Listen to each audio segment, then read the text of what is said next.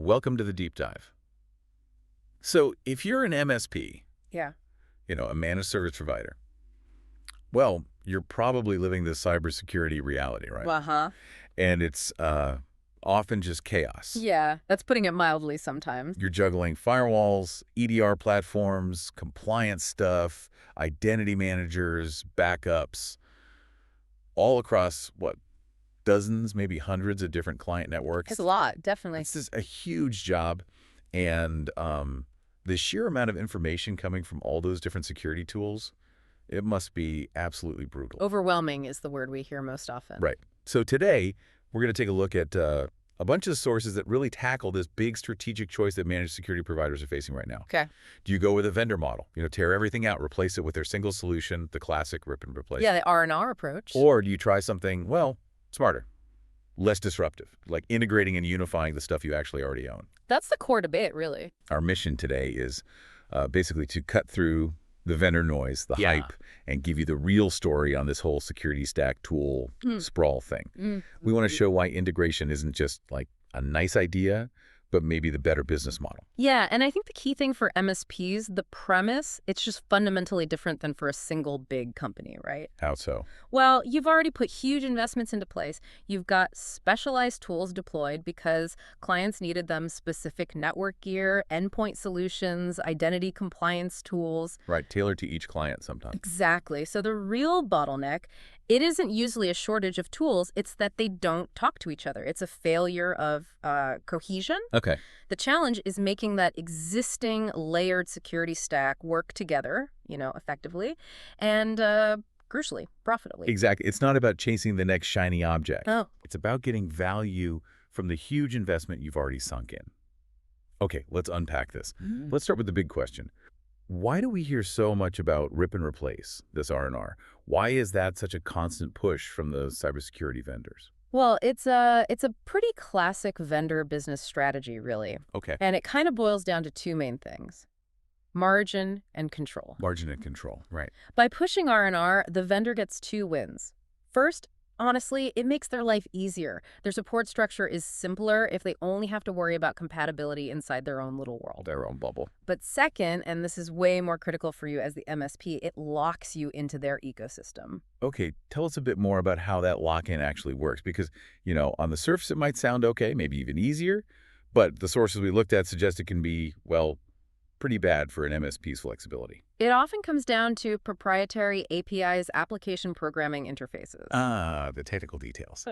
Yeah, once you move all your clients' security data, all their operational rules and policies onto one single vendor's platform, getting that data back out. Oh. Or moving it somewhere else, it becomes really expensive, super complex, or sometimes just technically impossible unless you use that vendor's specific tools to do it. Oh, wow. So you end up commercially and operationally just dependent on them for everything, for continuity. And that dependency, that leads directly to real costs for the MSP. Yeah. Right? We're not just talking theory here. We're talking actual money, actual lost hours to the team. Oh, absolutely. When R&R gets forced on you, you're looking at immediate sunk costs. Okay. You've paid for licenses, maybe hardware, that you suddenly just have to write off, abandon. Ouch. Then there's the service disruption. You risk your clients losing faith while you're doing this big migration. Yeah, downtime is never good. Never. And we also see major compatibility headaches, especially if clients have really specialized setups,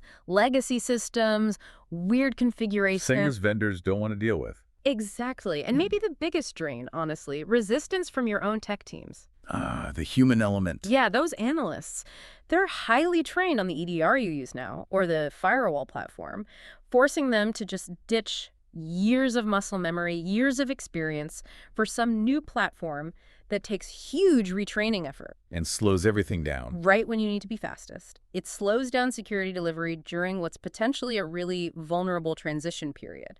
So basically, R&R just ignores the messy reality that MSPs have to run a diverse security setup. It's putting vendor convenience ahead of, the operational facts on the ground. Precisely, yeah. And the key insight here, I think, is that the future of managed security, it probably isn't about replacement. It's about unification. Okay, so that brings us nicely to the alternative. Yeah, the smart, flexible way. integrating and unifying the stack you already have. Right. You don't chuck out those expensive firewalls or that EDR platform that your team knows inside out or those backup tools that just work. The strategy is to connect them, make their outputs work together as a whole. Okay, wait. I hear that, but how do you actually solve the technical mess? Like if I'm pulling alerts from some old appliance for one client and then this cutting-edge cloud EDR for another, they don't speak the same language, right? How does an integration platform deal with that kind of chaos? That's the crucial bit, the technical mechanism. And it really relies on two key steps, normalization and correlation. Normalization and correlation. And normalization is basically where the platform takes all those different messy, incompatible data feeds, like, say, a log from a Cisco firewall and an alert from a Palo Alto box, and translates them all into one single standard internal language. So like a universal translator for security logs. Kind of, yeah. Right. So if your tech is looking at the unified console, they don't need to mentally translate vendor A's weird alert names versus vendor B's. Okay. The data just looks consistent no matter where it came from originally. So that's standardization. Yeah. That must save a ton of headaches for the analysts. Huge. Huge reduction in overhead. But normalization, that's only half the story. The real magic, I think, is correlation. This is where the platform looks at all those nice normalized events together simultaneously. Right. And it starts looking for patterns. Patterns that the individual tools working in isolation would completely miss. Okay, here's where it gets really interesting. Give us a practical example. Like, what kind of critical threat does this unification and correlation catch that the separate tools just wouldn't see? Okay, imagine this scenario. Your firewall logs, say, a failed remote login attempt from, I don't know, somewhere unusual, at 3 a.m. Okay, weird, but maybe not critical on its own. Happens all the time. Exactly, not critical alone. Then, completely separately, your EDR logs show maybe an hour later there's a suspicious PowerShell script that runs locally on that same user's machine. Okay, also weird. Maybe just an admin doing something, maybe not. Right. Again, maybe just noise. But correlation, it connects those two dots. The external probe, the failed login, followed by internal suspicious activity on the same identity. And bam! The platform instantly flags that as a confirmed high-priority incident. It sees the connection. Whereas without correlation... Your analyst probably would have just dismissed two separate low-level alerts, lost in the noise. Wow. With correlation, they see the whole picture. They see an attack actually unfolding. Okay, that is a tangible benefit. That saves time, it saves sanity, and honestly, it probably saves the client relationship sometimes. Absolutely. It means the MSP team can keep using the tools they know and trust. Yep. But they get much broader security coverage. Across the whole attack surface, right? It doesn't matter how diverse the underlying tools are. Exactly. The sum becomes greater than the parts. And this leads us right into the ultimate goal, I guess, this single pane of glass. Now, that term gets thrown around so much, it's almost meaningless jargon. Oh, yeah. Buzzword bingo. So let's define it. What does a real unified view actually mean for an MSP team that's under pressure day in, day out? It really means the end of what we call dashboard fatigue. Right now, most MSP techs are constantly switching contexts, right? Log into the firewall dashboard here, then jump to the EDR console, then open up the backup management system over there. Click, click, click. Yeah. That constant switching wastes hours every single day. And like we just discussed, it massively increases the chance that a critical alert just gets missed because it was buried in the, 10th dashboard you looked at that hour. Okay, so the unified view stops that. A true unified view, yes. It pulls together all the logs, all the alerts, the response actions, even compliance reporting into one single place. So you're seeing, what? Client networks, endpoints, cloud stuff, identities, all side by side. Exactly. All based on that correlated, normalized data we talked about. It's all there in context. And the beauty of that, I suppose, is it lets you streamline incident response across multiple clients, too. Huge advantage. Like, you spot a threat pattern affecting 3 clients using different firewalls. You can push out a block rule or isolate machines across all 3 from that one console, instead of logging in 3 times.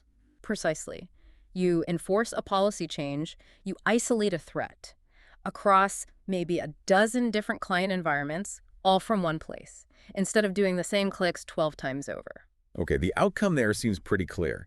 It's not just better security. No. It's a massive win for efficiency, for profitability. Absolutely. It saves your analysts just immense amounts of time. It reduces burnout, that fatigue factor. Yeah. And it makes it drastically easier for the MSP to actually scale up their advanced cybersecurity services without having to scale up their payroll proportionally. Right. Doing more with the same team. That's the goal. So let's make this financial and operational benefit really concrete. Can we list out the specific sort of strategic layers of a modern security stack that can be unified? Instead of ripped out, we're talking about using existing investments in areas that usually just operate in their own little silos. Sure. Yeah, we can definitely list those out. So this integration can span the core components, right? Yeah. Like perimeter and network security, firewalls, IDSPs. Yep. Endpoint and device security, your EDR, your mobile device management. Identity and access management, IAM, Active Directory monitoring. Uh-huh. Data protection, encryption tools, backup systems. And then the really critical functions like threat detection and monitoring itself, pulling it all together. Right. And even compliance and governance reporting, mapping controls across frameworks. So it's really the full spectrum of security controls. It is. The unified model essentially combines these existing capabilities instead of forcing you into an impossible and expensive choice. Okay. And strategically, how does this integration model deliver a better ROI, a better return on investment for the MSP? You mentioned profitability. Can we break down the financial wins? Yeah, I think there are three really distinct financial advantages. Okay. Number one is pretty obvious, preservation of existing investment. Right, you don't throw money away. Exactly. You keep the licenses you paid for, you keep the staff who are already trained, and you protect that sunk cost from all your previous buying decisions. You just avoid the huge cost of a mass migration project. Makes sense. Number two. Number two, drastic reduction in operational overhead. That single pane of glass we talked about. And the automation that comes from correlation. It literally cuts hours spent just switching between screens, logging in, manually comparing alerts. So your existing team can suddenly handle more clients more effectively. That's exactly it. Their capacity increases. Okay. And number three. And number three, and this one's maybe the most important for really growing the business, service packaging and resale potential. Okay. Tell me more. A unified security platform, because it brings everything together, lets the MSP deliver a really coherent, easily marketable, managed cybersecurity bundle. Like a premium offering. Exactly. You can create premium service tiers, advanced threat protection, unified compliance management, whatever you want to call it, that clients will actually pay more for. Because they see the value of the unified approach. Right. It instantly improves your margins and makes your whole service offering look much more sophisticated and competitive. Okay, let me push back on that a little bit. That third point, service packaging. If my current stack is so messy, it takes, say, 3 full-time analysts just to keep switching between dashboards. Wouldn't a clean slate R&R, getting everyone on one simpler toolset, actually save me money on payroll in the long run? That feels like a potential counter-argument. That's a totally valid strategic question to ask, Yeah. but I think it misses the total cost of ownership picture. Okay. Yes, R&R might simplify the toolset itself, but it forces massive immediate costs up front, the migration, the retraining. You delay generating revenue from that new stack for months, maybe longer. Right, the disruption cost. The unified model, on the other hand, lets you simplify the workflow almost immediately without that huge capital expense and disruption. Workflow simplification, not necessarily tool simplification. Exactly. You get the benefit of workflow simplification, maybe allowing those 3 analysts to now handle a much larger client load, but without the pain and cost of ripping everything out. Integration gives you simpler outcomes using diverse inputs. It tackles the process problem. And there's this common idea, maybe a misconception, that integration must be inherently slow or really difficult to set up. But the sources we looked at actually suggest the opposite, especially compared to R&R. Yeah, integration is usually significantly faster to value. Really? How? Well, think about it. Rip and replace needs a full migration project for every single client. You're extracting data, recreating policies, testing, deploying agents that can easily drag on for 6 months, 12 months sometimes. Big project. An integration strategy. You're mostly just connecting the existing tools via their APIs, tuning the correlation rules in the platform, and then building the dashboards you need. So connecting pipes rather than rebuilding the house. That's a good analogy, yeah. Yeah. You can often be delivering unified security services to your clients in a matter of weeks, not quarters or years. Wow, that's a huge difference in time to value. Massive. It accelerates when you can start billing for those enhanced services. Okay, so sticking with that old rip and replace mindset, it actually sounds like it creates some serious strategic risks for the MSP, beyond just the cost. It absolutely does. Business risks. You risk alienating clients, for one, especially clients who've invested heavily in their own tools and actually trust them. Yeah, telling them their expensive firewall is junk probably doesn't go over well. Not usually, no. Then you face those much longer, drawn-out onboarding cycles, which, as we said, directly delays when you see revenue. Right. And maybe the biggest strategic risk, you dramatically increase your business dependency on a single vendor. Ah, putting all your eggs in one basket. Totally. You're now tied to their product roadmap, their pricing changes, their M&A activity, even their long-term survival. Flexibility in the business world is a form of security itself. So integration offers that flexibility.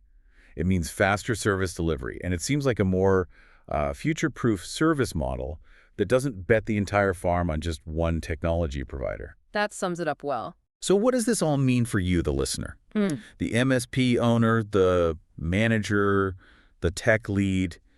It seems pretty clear. Yeah. By unifying your existing security stack, instead of just replacing it wholesale, Yeah. you get a dramatically faster time to getting value. You get a lower operational cost because you're simplifying your team's workflows, not necessarily the tools themselves. Right. And you get services you can immediately package up, upsell to existing clients, and use to attract new clients. It really feels like the smarter, definitely more profitable path for scaling your managed security business, all while protecting your margins and, maybe just as importantly, protecting that trust you've built with your clients. Yeah, I think that's the strategic summary. But maybe it leaves us with one last kind of provocative thought for people to chew on. Okay, let's hear it. If integration is, as we've discussed, demonstrably faster, cheaper, less disruptive for clients, if it provides immediate value and helps protect margins, what pressures, internal or maybe from clients, might still tempt an MSP leadership team to choose that costly, disruptive, single vendor path, the R&R path? Ah, so why choose the harder path even when the logic points elsewhere? Exactly. Think about, maybe existing vendor relationships or just internal resistance to change inertia, or maybe just the perceived simplicity of a single vendor. How might those factors sometimes outweigh the clear logic and operational efficiency we've been talking about? That's a really vital question. It bridges the tech decisions right back to the business realities and maybe even the psychology of decision-making. Something to mull over. Definitely something to think about. Well, thanks for taking this deep dive with us today. My pleasure. We'll see you next time.